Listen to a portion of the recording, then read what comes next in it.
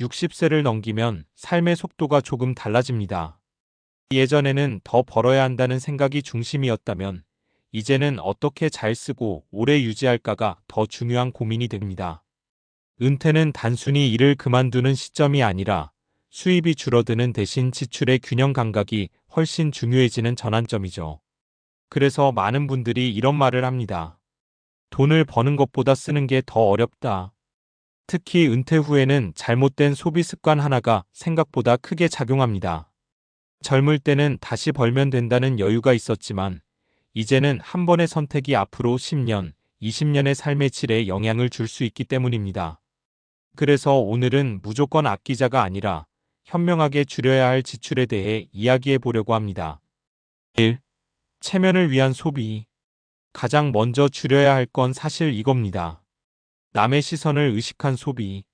예를 들어 자녀 결혼식, 돌잔치, 각종 모임에서 이 정도는 해야지라는 생각으로 과하게 지출하는 경우가 많습니다. 그런데 솔직히 말하면 그 순간 지나고 나면 기억에 남는 건 돈이 아니라 부담입니다. 사례 1. 김씨 63세는 퇴직 후 모아둔 돈이 있었지만 아들 결혼식 때 체면 때문에 호텔 예식과 과한 예단, 선물에 큰돈을 썼습니다. 당시에는 만족스러웠지만 이후 생활비를 줄이느라 여행도 포기하고 취미도 접어야 했습니다. 결국 그는 이렇게 말했습니다. 그때 조금만 덜 썼어도 지금 훨씬 여유 있었을 텐데. 체면은 잠깐이고 생활은 길다는 걸 꼭 기억해야 합니다. 2. 과도한 자녀 지원. 부모라면 누구나 자녀를 돕고 싶습니다. 하지만 은퇴 이후에도 계속 지원하는 건 정말 위험한 선택일 수 있습니다. 요즘은 자녀들도 경제적으로 쉽지 않다 보니 부모에게 의존하는 경우가 늘어나고 있습니다. 문제는 여기서 조금만 더 도와주자가 반복되면 결국 부모의 노후가 무너질 수 있다는 겁니다. 사례 2.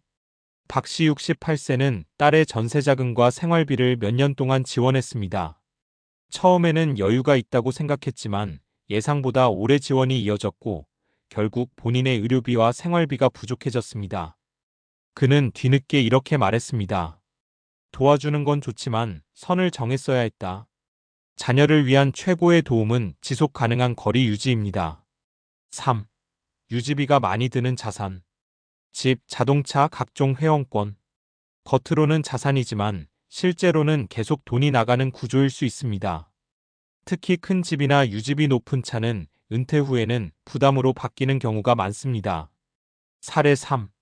이씨 65세는 은퇴 후에도 40평대 아파트와 SUV 차량을 유지했습니다. 하지만 관리비, 세금, 보험료, 연료비까지 합치니 매달 고정 지출이 크게 늘어났습니다. 결국 3년 후 집을 줄이고 차를 처분한 뒤에야 생활이 안정됐습니다. 그는 말합니다. 줄이고 나니까 오히려 마음이 편해졌다. 은퇴 후에는 보유보다 유지비가 더 중요한 기준이 됩니다. 4. 습관처럼 나가는 고정 지출. 사실 가장 무서운 건 이겁니다. 크게 느껴지지 않지만 계속 빠져나가는 돈. 사용하지 않는 구독 서비스. 거의 가지 않는 헬스장. 필요 없는 보험. 중복되는 통신비. 이런 것들은 하나하나는 작아 보여도 모이면 꽤 큽니다. 은퇴 후에는 반드시 한 번쯤 이거 없어도 사는데 문제 있나? 라고 점검해야 합니다. 놀랍게도 대부분은 없어도 괜찮습니다. 5. 건강을 해치는 소비. 이건 조금 다르게 들릴 수도 있지만 정말 중요한 부분입니다. 과도한 외식, 음주, 충동적인 건강식품 구매. 특히 건강식품은 좋다더라라는 말만 듣고 계속 사다 보면 지출이 커집니다. 하지만 실제로는 생활습관 개선이 훨씬 효과적인 경우가 많습니다. 은퇴 이후 가장 중요한 자산은 결국 건강입니다. 건강을 잃으면 돈은 훨씬 더 빠르게 나갑니다. 마무리하며 은퇴 후의 삶은 얼마를 가지고 있느냐보다 얼마나 잘 쓰느냐가 더 중요해집니다. 지출을 줄인다는 건 단순히 아끼는 게 아닙니다. 내 삶에서 정말 중요한 것만 남기는 과정입니다. 체면 대신 마음의 여유, 과한 지원 대신 지속 가능한 관계, 큰 자산 대신 가벼운 삶, 습관 대신 점검, 소비 대신 건강. 이 5가지만 정리해도 은퇴 후 삶은 훨씬 안정되고 편안해집니다. 결국 중요한 건 이 한 문장입니다. 지금 쓰는 돈이 앞으로의 나를 힘들게 하지는 않는가? 이 질문을 습관처럼 던지기 시작하면 지출은 자연스럽게 정리되고 삶은 훨씬 단단해집니다. 앞에서 이야기한 5가지 지출을 줄이는 것만으로도 많은 변화가 생기지만 여기서 한 단계 더 나아가려면 중요한 질문이 하나 더 필요합니다. 그럼 줄인 돈을 어떻게 써야 오래 행복할까? 단순히 줄이는 것에서 끝나면 삶이 위축되기 쉽습니다. 하지만 방향을 바꿔서 어디에 쓰는 게 가장 효율적인가를 고민하기 시작하면 은퇴 이후 삶의 질은 오히려 더 좋아질 수 있습니다. 이건 단순한 조언이 아니라 심리학과 노화 연구에서도 반복적으로 확인된 사실입니다. 6. 경험에 투자하는 소비는 오히려 늘려라. 사람들은 흔히 물건을 사는 게 만족을 준다고 생각하지만 연구 결과는 조금 다릅니다. 심리학에서는 경험 소비 엑스페리엔셜 스펜딩과 물질 소비보다 더 오래 지속되는 행복을 만든다고 말합니다. 왜 그럴까요? 첫째, 경험은 기억으로 남습니다. 둘째, 타인과 공유되면서 관계를 강화합니다. 셋째, 시간이 지나도 가치가 떨어지지 않습니다. 특히 은퇴 이후에는 시간이 가장 큰 자산이 되기 때문에 경험의 가치는 더 커집니다. 예를 들어보겠습니다. 같은 100만 원을 쓴다고 가정해 봅시다. 하나는 고가의 가전제품, 하나는 여행이나 배움, 취미. 가전제품은 시간이 지나면 익숙해지고 감흥이 줄어듭니다. 하지만 여행이나 새로운 활동은 시간이 지나도 그때 좋았지라는 기억으로 계속 재생됩니다. 이건 뇌과학적으로도 설명이 됩니다.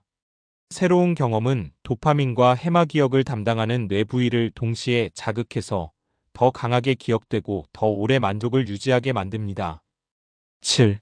인간관계에 쓰는 돈은 비용이 아니라 투자다. 하버드에서 80년 넘게 진행된 유명한 연구가 있습니다. 인간의 행복을 가장 크게 좌우하는 요소는 무엇일까요? 돈도 명예도 아닌 좋은 인간관계였습니다. 은퇴 이후 우울감이나 외로움이 증가하는 이유도 단순히 시간이 많아져서가 아니라 사회적 연결이 줄어들기 때문입니다. 그래서 이런 소비는 줄이면 안 됩니다. 친구와의 식사, 배우자와의 시간, 가족과의 소소한 나들이. 이건 낭비가 아니라 정신 건강을 지키는 핵심 비용입니다. 실제로 사회적 고립은 심혈관 질환 위험 증가, 우울증 증가, 수명 단축, 과도하게 말하면 사람을 안 만나서 생기는 비용이 훨씬 더 큽니다. 8. 건강관리 비용은 지출이 아니라 절약이다. 많은 분들이 건강 관련 비용을 아까워합니다. 하지만 이건 관점을 완전히 바꿔야 합니다. 예방에 쓰는 돈은 결국 더 큰 지출을 막는 역할을 합니다. 의학적으로 보면 규칙적인 운동, 균형 잡힌 식사, 정기검진, 이 3가지는 질병 발생 확률을 크게 낮춥니다. 특히 만성질환 고혈압, 당뇨 등은 초기에 관리하면 비용이 적게 들지만 악화되면 치료비가 기하급수적으로 증가합니다. 간단한 비교를 해보면 매달 운동관리 비용 10만 원, 질병 발생 후 치료비 월 수십 수백만 원. 차이는 명확합니다. 그리고 더 중요한 건 돈이 아니라 삶의 자유도입니다. 건강을 잃으면 돈이 있어도 하고 싶은 걸 못하게 됩니다. 9. 뇌를 쓰는 활동에 투자해야 노화가 늦어진다. 은퇴 이후 가장 빠르게 떨어지는 것 중 하나가 인지 기능 기억력, 판단력입니다. 하지만 이건 자연스러운 결과가 아니라 사용하지 않아서 생기는 부분이 큽니다. 뇌과학에서는 이를 유스잇 오 루즈잇 원리라고 합니다. 새로운 것을 배우는 사람, 취미를 지속하는 사람, 사회활동을 하는 사람, 이들은 그렇지 않은 사람보다 인지 저하 속도가 훨씬 느립니다. 그래서 이런 소비는 오히려 권장됩니다. 악기 배우기, 외국어 공부, 독서 모임, 자격증 도전. 이건 단순한 취미가 아니라 뇌를 유지하는 투자입니다. 10. 의미 있는 소비가 삶의 만족도를 결정한다. 결국 은퇴 이후 소비의 핵심은 하나로 정리됩니다. 이 돈이 내 삶에 의미를 더해주는가? 행동경제학에서는 사람이 돈을 쓸 때 만족도가 높아지는 조건을 이렇게 설명합니다. 자율성, 내가 선택했다는 느낌, 유능감, 성취감, 관계성, 사랑과 연결됨. 이 세 가지가 충족되면 같은 돈이라도 훨씬 큰 만족을 느낍니다. 그래서 단순히 싸게 사는 것보다 의미 있게 쓰는 것이 더 중요합니다. 마무리, 줄이는 것과 쓰는 것의 균형. 정리해보면 이렇습니다. 줄여야 할 것. 체면, 과잉 지원, 유지비, 습관 지출, 건강 해치는 소비. 늘려야 할 것. 경험, 관계, 건강, 배움, 의미. 이 균형이 맞춰지면 은퇴 이후 삶은 전혀 다른 모습이 됩니다. 돈이 많아서 행복한 게 아니라 제대로 쓰고 있기 때문에 안정적인 삶이 되는 겁니다. 마지막으로 꼭 드리고 싶은 말은 이겁니다. 은퇴는 줄이는 삶이 아니라 정리하고 다시 선택하는 삶입니다. 지금의 소비 하나하나가 앞으로의 10년, 20년을 만든다는 걸 기억하면 돈의 흐름도 삶의 방향도 훨씬 분명해질 겁니다.